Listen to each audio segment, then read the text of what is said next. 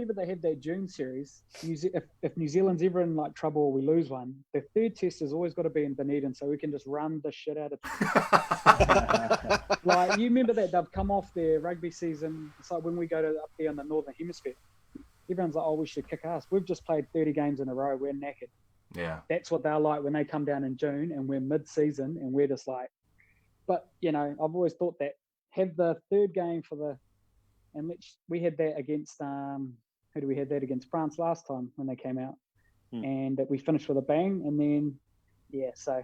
That's smart. I've never actually thought of that. But I'd question the logic and go, why not hold the first game every time under the roof and completely demoralise them? Like, they've just landed, they're there, put 100 on them, and then go, we'll see you guys at Eden Park next week. Like, do you know what I mean? It doesn't matter, Like, I think that's so.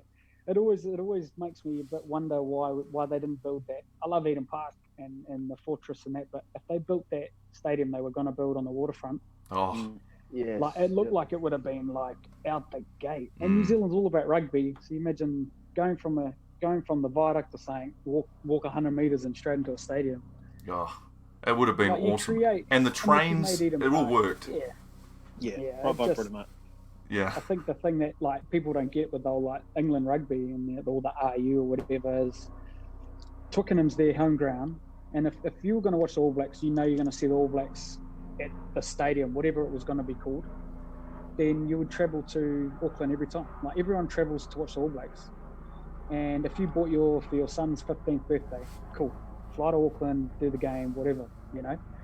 Yeah. But every big game you played at that stadium, 80,000, have the crowd rammed on them, and have a roof. Like, what's the best advantage New Zealand has? Dry ball, speed, fitness. Let's have a game of ruck and run, and let's see who can hang in.